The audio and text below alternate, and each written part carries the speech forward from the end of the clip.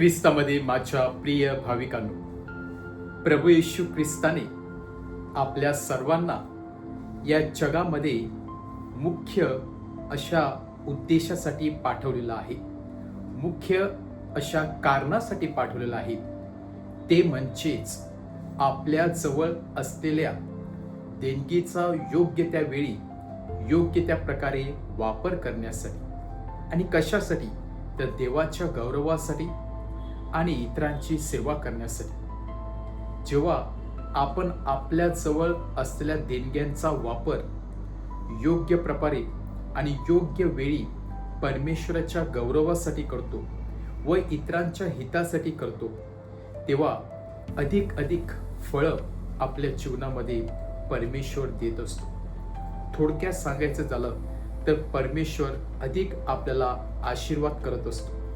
परंतु जर योग्य वेळी आपण फलद्रुप्त होण्यासाठी कमी पडलो तर जे आपल्या जवळ आहे ते देखील परमेश्वर घेत असतो व इतरांना जे कष्ट करत असतात, जे अहोरात्र मेहनत करत असतात, त्यांच्याकडे परमेश्वर ते सोपवून देत असतो. आणि म्हणूनच आपल्या जवळ असलेल्या देणग्याचा आपण कशा प्रकारे वापर करतो या गोष्टीवरती आपण मननचिंतन करत असताना आजचं शुभवर्तमान आपल्यासोबत प्रभू येशू ख्रिस्त आणि अंजिराचं झाड याचं उदाहरण ठेवत आहे. जेव्हा प्रभू येशू ख्रिस्ताला भूक लागते तेव्हा तो अंजिराच्या झाडाकडे वळतो. कशामुळे? कदाचित त्या झाडावरती अंजीर असते, कारण त्या झाडाला पाणी होते, म्हणजेच नक्कीच अंजीर असलं पाहिजे अशी परमेश्वराची इच्छा होती, अपेक्षा होती. परंतु हिरवेगार अंजीरचे झाड असून देखील, पानं असून देखील, परंतु त्या पानामध्ये कुठेही अंजीर नव्हतं. आणि म्हणूनच प्रभू येशू ख्रिस्त त्या अंजिराच्या झाडाला शाप देत आहे. अशासाठी नाही की प्रभू येशू ख्रिस्त रागवत आहे, कारण योग्य त्या वेळेला त्याने एक वेगळ्या प्रकारचं किंवा वेगळ्या प्रकारचं दृश्य निर्माण केलेलं होतं. आपल्या अंगावरती हिरवेगार पाने आणून त्याने लोकांना जणू काही अट्रॅक्ट केलेलं होतं की माझ्यावरती भरपूर अंजीर आहेत. पण जेव्हा लोक त्या अंजिराच्या झाडाकडे जात होते तेव्हा मात्र त्याच्यावरती अंजीर नव्हते. थोडक्यात सांगायचं झालं तर अंजिराचं झाड हे एक दृष्टपणाचं प्रतीक आहे. जेव्हा आपण केवळ देखावा करत असतो की मी हे करतो ते करतो, परंतु मात्र आपल्यामध्ये त्या गोष्टी नसतात, आपण फक्त इतरांना दाखवण्यासाठी प्रयत्न करत असतो, तेव्हा आतमधून मात्र आपण पोकळ असतो. आणि म्हणून या दाखल्याद्वारे प्रभू येशू ख्रिस्त सांगत आहे, जर योग्य वेळी योग्य प्रकारे आपल्याजवळ असलेल्या कलागुणांचा आपण वापर केला नाही इतरांच्या सेवेसाठी, इतरांच्या हितासाठी, तर परमेश्वर नक्कीच आपल्याजवळ आहे ते काढून टाकण्याचा प्रयत्न केला पाहिजे. कारण परमेश्वर आपलं नक्कीच हृदय जाणत असतो. आणि म्हणूनच प्रभू येशू ख्रिस्त केवळ अंजिराच्या झाडाकडेच नाही दाखला देत नाही, तर दुसरीकडे जाऊन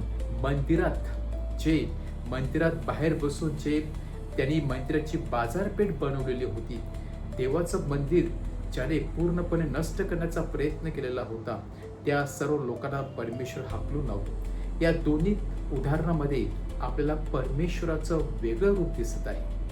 एक म्हणजे अंजिराच्या झाडाला शाप देणे, दुसरं म्हणजे मंदिरातील लोकांना हाकलून लावणे. परंतु यामध्ये परमेश्वराचं हित किंवा यामध्ये परमेश्वराचा हेतू काय होता तो आपल्याला स्पष्टपणे समजला पाहिजे.